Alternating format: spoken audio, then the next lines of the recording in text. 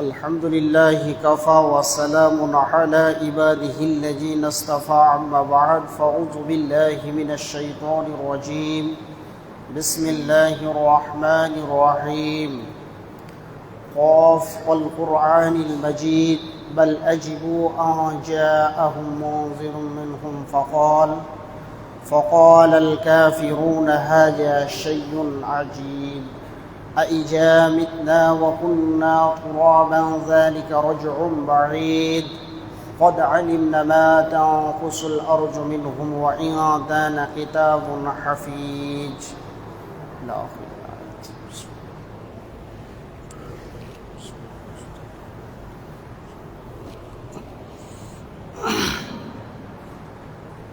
إن الحمد لله نحمده ونستعينه ونستغفره ونعوذ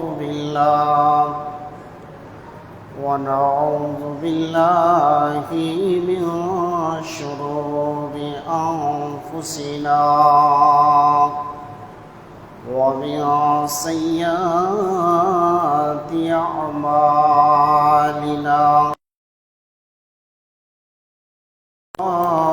فلا مضل له ومن يضلله فلا هادي له وأشهد أن لا إله إلا الله وحده لا شريك له وأشهد أن محمدا عبده ورسوله أما بعد فإن خير الحديث كتاب الله وخير الحديث هدي محمد المصطفى صلى الله عليه وسلم وشر الأمور محدثاتها وكل محدثة بدعة وكل بدعة ضلالة وكل ضلالة في النار. فقد قال الله تبارك وتعالى في كلامه المجيد وفرقانه الحميد. أعوذ بالله من الشيطان الرجيم. إن تنصروا الله ينصركم. بسم الله الرحمن الرحيم. قل هل يستوي الذين يعلمون والذين لا يعلمون. যাবতীয় উপাসনা আরাধনা সমুদয় প্রশংসা নিবেদিত হোক যিনি মহিয়ান করিয়ান সর্বশক্তিমান অনন্ত অসীম দয়ালু কৃপাবান সমগ্র সৃষ্টিজীব যার করে গুণগান যে মহান রব আজকে আমাদেরকে বিভিন্ন কর্মব্যস্ততার পরেও তিনার পবিত্র স্থানে পবিত্র দিনে আসার একটি মহা সুযোগ বানিয়েছেন। এর জন্য সে মহান মুনিবের দরবারে একবার শুকরিয়া জ্ঞাপন করি। তাই সকলে অন্তরের অন্তঃস্থল থেকে বলি আলহামদুলিল্লাহ। দুরূদ ও সালাম বর্ষিত হোক যিনি সর্বশরণ্য সর্ববরেণ্য মহামানব মানব মুকুট যার অনুসরণ ও অনুকরণে আল্লাহ তাবারক ওয়া তাআলা জান্নাতের ওয়াদা দান করেছেন। শিক্ষিত সুধীমণ্ডলী, আজকে আমি আপনাদের সম্মুখে ছোট্ট মতো একটি বিষয় ভিত্তিক আলোচনা করার প্রচেষ্টা করব ইনশাআল্লাহ। আল্লাহ তাবারক ওয়া তাআলা যেন আমাদেরকে শোনার পরে আমল করার তৌফিক এনায়েত করেন। এর জন্য সকলে মহব্বতের সঙ্গে একবার বলেন আল্লাহুম্মা আমিন।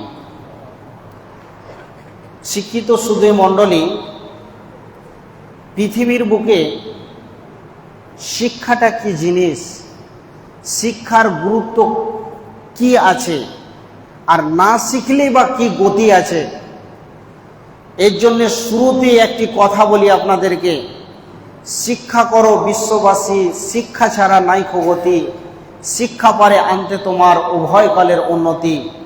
আলোকবিহীন চারাক যেমন নাইকো কোনো তার জ্যোতি, শিক্ষাবিহীন মানবের তেমন নাইকো কোনো তার গতি। অতএব শিক্ষা ছাড়া কোনো গতি নেই। একজন অশিক্ষিত মানুষ কোনোদিন সমাজকে, সোশ্যালকে ঠিক করতে পারে না। যে আধারে বাস করে সে অপরকে কি করে আলো দেয়? তাহলে শিক্ষা নিয়ে কিছু গুরুত্বপূর্ণ আপনাদের সম্মুখে আলোচনা রাখবো। একটু আমার কথার দিকে লক্ষ্য রাখবেন, ইনশাআল্লাহ কিছু একটা দেওয়ার চেষ্টা করছি। শিক্ষিত সুধী মণ্ডলী, এই পৃথিবীতে হযরত মুহাম্মদ মুস্তাফা সাল্লাল্লাহু আলাইহি ওয়াসাল্লাম যখন এসেছিলেন মক্কা নগরীতে, সেই পূর্বের জামানায় আইয়ামে জাহিলিয়াত বলা হয়, অজ্ঞতার যুগ বলা হয়।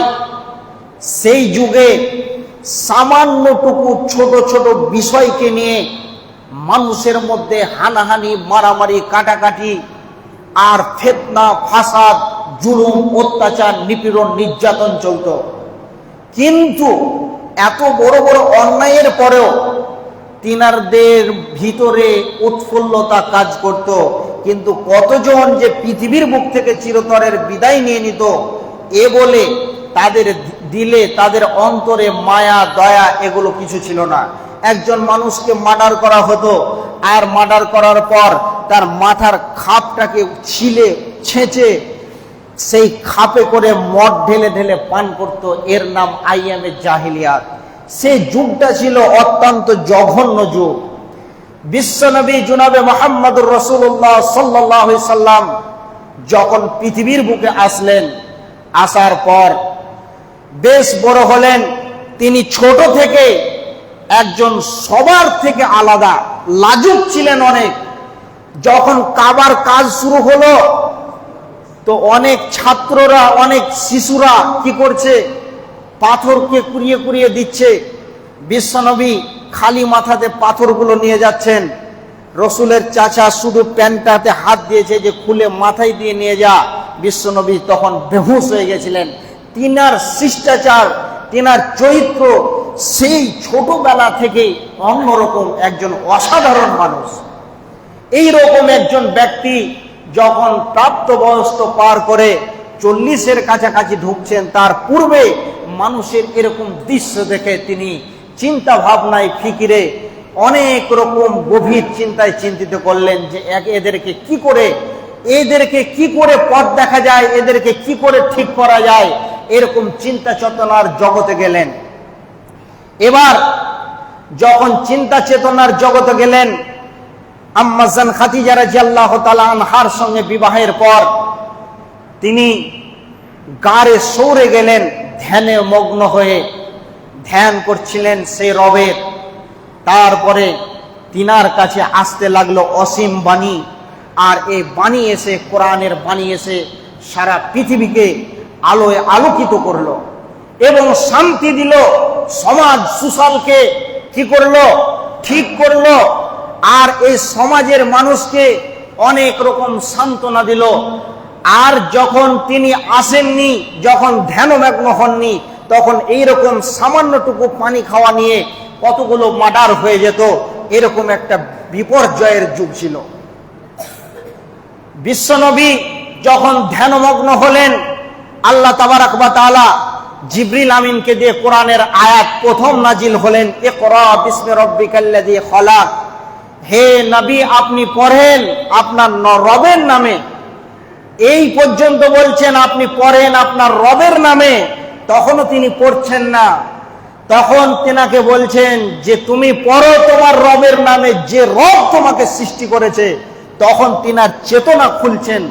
তারপরে তিনি পড়তে শুরু করলেন। এবার আস্তে আস্তে আস্তে আস্তে মদ জঘন্যতম জিনিস, এর ব্যাপারে আয়াত নাজেল হয়ে গেল, বন্ধ হতে শুরু হলো। তারপরে ফাহেসার ব্যাপারে, জুয়ার ব্যাপারে, লুডুর ব্যাপারে, জেনার ব্যাপারে, অনেক রকম যতগুলো একদম পৃথিবীর বুকে বৃহত্তর পাপ আছে, এই পাপগুলোকে কন্ট্রোল করার জন্য আল্লাহ তাবারাক ওয়া তাআলা কোরআনের আয়াত নাজিল করতে লাগলেন বিশ্বনবী জনাবে মুহাম্মদ রাসূলুল্লাহ সাল্লাল্লাহু আলাইহি সাল্লামের উপরে। তারপর সমস্ত জাতিকে তিনি কি করলেন হেদায়েতের নূর দিলেন এবং সেই নিমজ্জিত অন্ধকার থেকে আলোময় রাস্তা দেখালেন। তাহলে শিক্ষার গুরুত্ব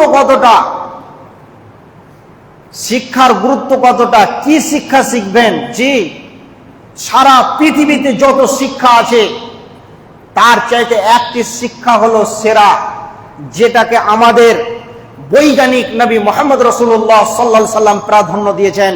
তিনি বলছেন, খায়রুকুম মান তাআল্লামাল কুরআনা ওয়া আল্লামা।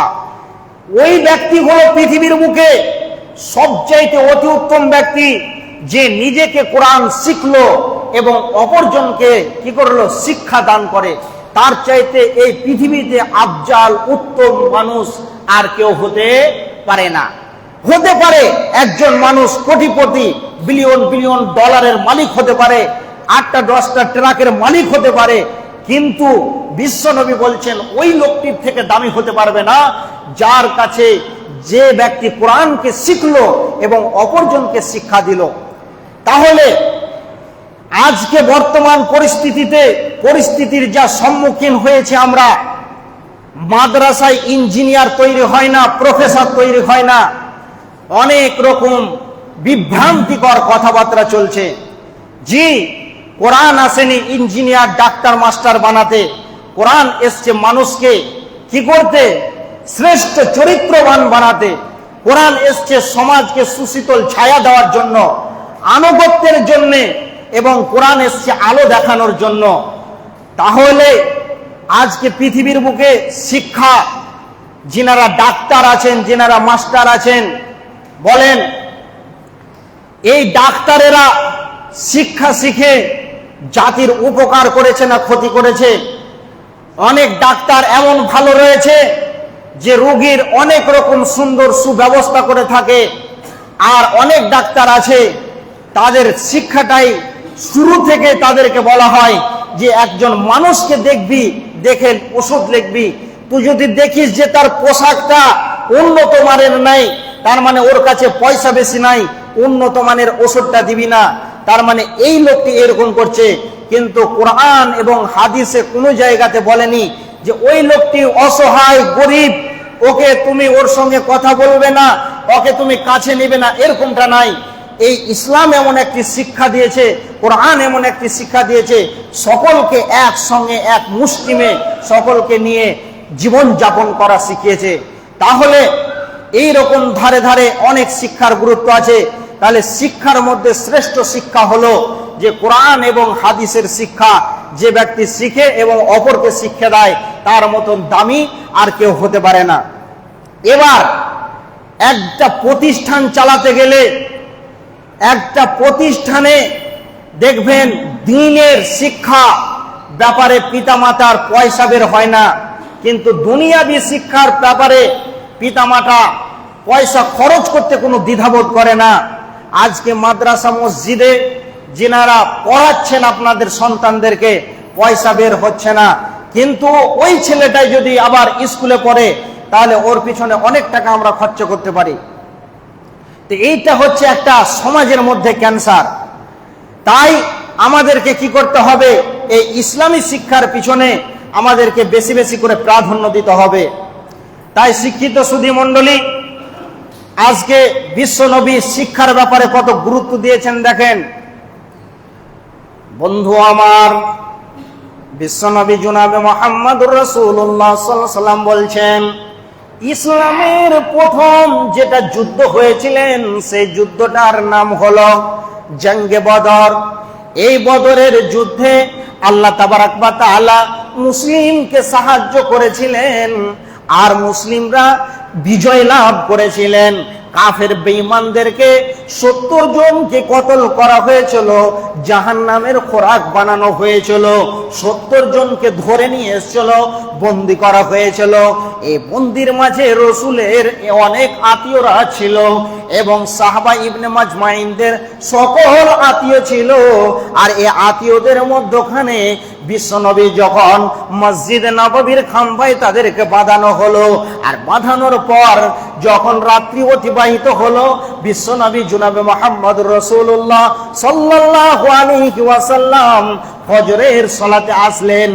আসার পরে দেখছেন এদের বাঁধার কারণে তারা সারাটি রাত বসতে পারে নাই, অনেক কষ্টের মধ্যে রাতটা অতিবাহিত হয়েছে। বিশ্বনবী সাহাবীদের মধ্যে ওখানে পরামর্শ করলেন, এদেরকে কি হালকা করা যায় না? আল্লাহর নবীকে সাহাবীরা বললেন, আপনার যদি মন চায় তো আপনি খুলে দেন। আল্লাহর নবী বলছেন, না না না, ইসলাম কোনোদিন একাই কাউকে পারমিশন দেন না, যা কিছু হবে এটা মাশওয়ারার মাধ্যমে হবে। এবার সাহাবীদেরকে নিয়ে বিশ্বনবী মাশওয়ারায় বসে গেলেন, আলাপ আলোচনা শুরু হয়ে গেল। বলছেন, এরা তো আমাদেরই আত্মীয়, এরা তো আমাদেরই ভাই, আমাদের প্রতিবেশী, এদেরকে এভাবে কষ্ট দেওয়া হয়েছে, কোরআনের বিরুদ্ধে, দ্বীনের বিরুদ্ধে এরা এসছে বিধায় তাদেরকে আটকানো হয়েছে, তাহলে এদেরকে কি করতে হবে? তখন পরামর্শ শুরু হলো সাহাবীদের মধ্যে। হযরত আবু বকর রাদিয়াল্লাহু তাআলা আনহু তিনি পরামর্শ দিয়েছিলেন যে এদেরকে কি করেন, অর্থের ব্যাপারে চাপ দেওয়া হোক, এরা অর্থ দিবে, তার বিনিময়ে তাদেরকে আমরা মুক্তি দিব, এটাই কার্যকারী হলো। এরপরে ওই বাঁধার ভিতরে অনেকজন হত দরিদ্র, তাদের পরনে কাপড় জুটছিল না, তারপরও তারা কোরআনের বিরুদ্ধে লড়াই করতে এসে আটকা হয়ে গেছিল, তারা আবদ্ধ হয়ে গেছিল। এরপরে যখন তারা যেতে পারছে না, মুক্তি নিতে পারছে না মুক্তিপণ দিয়ে, তখন বিশ্বনবী জনাবে মুহাম্মদ রাসূলুল্লাহ সাল্লাল্লাহু আলাইহি ওয়াসাল্লাম বললেন, তোমরা কি লেখাপড়া জানো, তোমরা কি শিক্ষা সম্বন্ধে জানো? তখন তারা বলল হ্যাঁ। তখন তাদেরকে বলা হলো যে তোমরা আমার সাহাবীদেরকে শিক্ষা শিখিয়ে দাও, আর শিক্ষা শিখার পরে যথেষ্ট যখন তারা শিখে যাবে তখন তোমরা আমাদের কাছ থেকে চলে যাবে, এটাই তোমাদের জন্য মুক্তি। তাহলে শিক্ষার কি গুরুত্ব আছে, শিক্ষার কি গুরুত্ব আছে। আচ্ছা, আরেকটি কথা বলি, শিক্ষার কত গুরুত্ব আছে দেখেন। একজন শিক্ষিত মানুষ কিভাবে মৃত্যুর পরে তার প্রতিশোধ নিতে পারে। আমাকে একজন মেরে দিল, আমি চলে গেলাম, আমি কি করে তার প্রতিশোধ নিব? ইমরুল কায়েস একজন বিখ্যাত কবি ছিলেন, উনার মতন আরব মহাদেশের মধ্যে কবি ওর তুলনায় কেউ হয়নি। আর যেই ব্যক্তি মাসহুর হবে তার বিরুদ্ধে মানুষ কিন্তু আচরণ করবে। এই মতো অবস্থায় তিনি যখন মওতের সন্ধ্যা ঘনিয়ে আসলো, একটা মরুভূমির প্রান্ত দিয়ে একজন সঙ্গ সাথীকে নিয়ে পাড়ি দিচ্ছেন। এমন সময় যারা জালিম তাকে দুনিয়া থেকে সরিয়ে দেওয়ার জন্য প্ল্যান পরিকল্পনা করত, এমন সময় যখন তাকে পেলেন, পাওয়ার পরে দেখে নিলেন যে এই হলো ইমরুল কায়েস, তখন তাকে হত্যা করবেন। ইমরুল কায়েস দেখছেন আর আমার বাঁচার উপায় নাই, এদের হাতে আমাকে হত্যা হতে হবে। সেই যুগের মুনাফিক কাফের বেঈমানরাও আমানতদারিটা তাদের মধ্যে ভালো ছিল। তখন তিনি বলছেন এই কণ্ঠে যে আপনারা আমাকে হত্যা করবেন, তাতে আমার কোনো দুঃখ নাই, কোনো কষ্ট নাই, তবে আমার দুইজন মহিলা আছে, আমার দুটো মেয়ে আছে, এই দুটো মেয়ের কাছে একটি আমানত পৌঁছাতে হবে। তখন তিনারা বলছেন যে কি আমানত বলেন?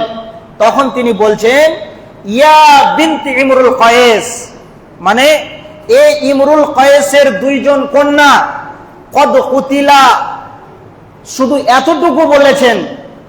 এবার ওই মহিলাগুলো এত বড় শের, এত বড় বিখ্যাত কবি ইমরুল কায়েস, তার মানে ওনার মেয়েরাও ছিল, বাপ যেমন বাঘ, তার বাঘের বাচ্চা বাঘই বের হবে, ওই রকম। যখন এই কথাটা দিয়ে তাকে পৌঁছানো হলো, এরা আবার খোঁজ করতে করতে ইমরুল কায়েসের বাড়ি পৌঁছে গেল। যাওয়ার পর তখন বলছে ইমরুল কায়েসের বাড়ি কোনটা? তখন বলছে এইটা। এবার যখন ওর বাড়িতে পৌঁছালো, পৌঁছানোর পর বলছেন ইয়া বিনতি ইমরুল কায়েস, এ দুইজন ইমরুল কায়েসের কন্যা, কদ কুতিলা কুতিল তুমা। তখন তিনি বুঝে নিলেন যে এরা দুইজন আমার বাপের কাতিল। তখন তিনারা কবিতা বানিয়ে দিলেন, কদ কুতিলা কুতিল তুমা ইন্নাল্লাহ দাকুমা, নিশ্চয়ই এই দুইজন কাতিল, এরাই আমার পিতাকে হত্যা করেছে। এদেরকে নাস্তা পানি দেওয়া হলো, এদেরকে অনেক রকম সরঞ্জাম করা হলো। এবার গ্রামের পাড়া প্রতিবেশীকে ডেকে বলা হলো যে এই লোক দুটি আমার পিতাকে হত্যা করেছে। তখন যখন জনগণকে বলল, জনগণ তখন ওদের দুজনকে কতল করে দিল। তাহলে শিক্ষার গুরুত্ব দেখেন কিভাবে প্রতিশোধ দিল। তাহলে শিক্ষা যদি মানুষের ভিতরে থাকে অবশ্যই সে প্রতিশোধ নিতে পারবে, অনেক কিছু করতে পারবে। আর যদি না থাকে তাহলে তার দ্বারা কিছুই হবে না। অতএব শিক্ষিত সুধী মণ্ডলী, আজকে আমাদের মধ্যখানে অনেকের বয়স হয়ে গেছে, আমরা চেষ্টা করলো কোরআন শিখতে পারি না, চেষ্টা করলো এখন লজ্জা শরম এটা ওটা চোখে কাজ করে না, শরীর চলছে না। কিন্তু আপনাকে কিছু কিছু জিনিসের ব্যাপারে সচেতন হতে হবে এবং এগুলোকে জানতে হবে। যেরকম কিছু কিছু জিনিস আছে, এই যে মাতাল ইনসান, পৃথিবীর বুকে মানুষ মরে গেলে তার জীবনের সমস্ত রাস্তা বন্ধ হয়ে যাবে।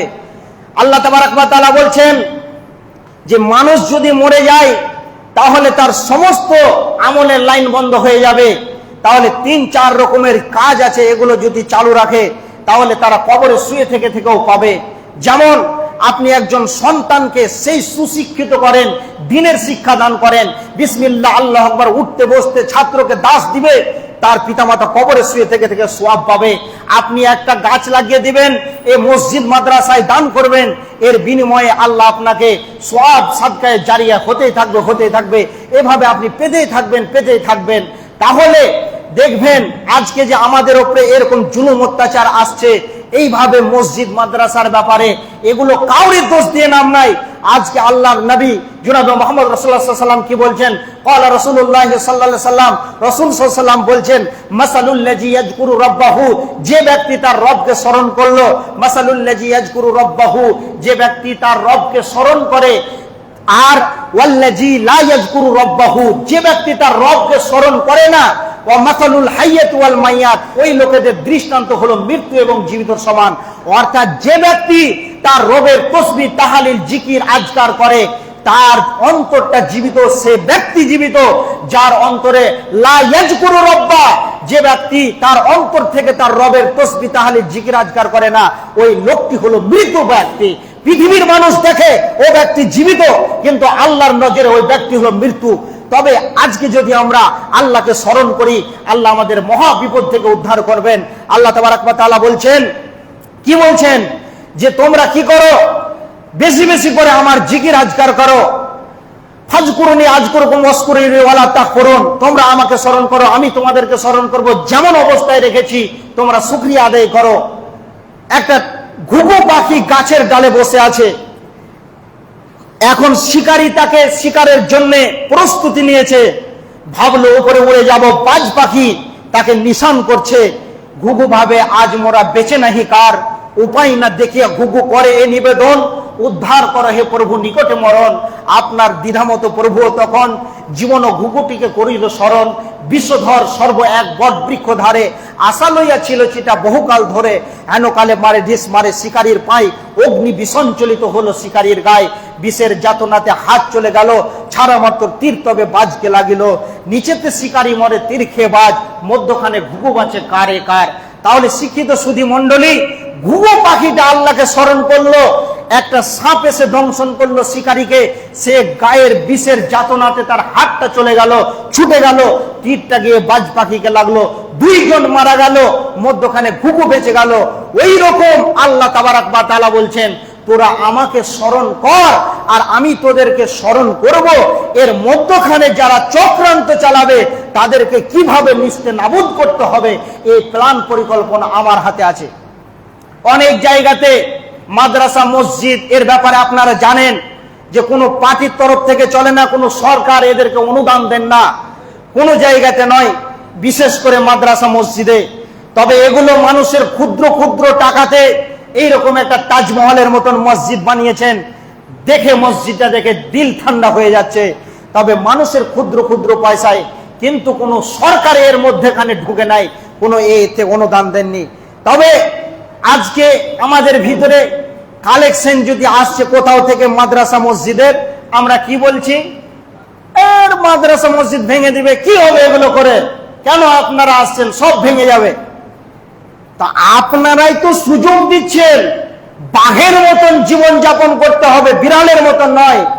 আপনারাই আমরাই যদি কি করছি, এগুলোকে বলার সুযোগ দিচ্ছি, তাদেরকে গড়ার।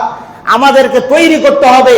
যখনই কোনো বিপদ আসতেন বিশ্বনবী সাহাবা ইবনে মাজমাইনদেরকে নিয়ে মসজিদে আসতেন, আল্লাহ তাবারক ওয়া তাআলার কাছে তওবা ইস্তিগফার করতেন, তিনি বিপদ থেকে উদ্ধার করতেন। আর আমাদেরকে বিশ্বনবী বলছেন যে কোনো মুহূর্তে যে কোনো বিপদের সম্মুখীন হলে তুমি তোমার সামান্যটুকু মাল আল্লাহর রাস্তায় দান করো, আর দান করার পর তুমি কি করো, আমার কাছে হাত তুলো, দেখবে তুমি তোমার বিপদ থেকে উদ্ধার হয়ে গেছো। তাহলে আমাদের কাছে যে এরকম একটা বিপর্যয় আসছে, আমরা কি করব? আমাদেরকে আরো বেশি বেশি করে কি করতে হবে? দান খায়রাত করতে হবে, এবং মসজিদ মাদ্রাসার ব্যাপারে আরো আমাদেরকে মনোযোগ দিতে হবে।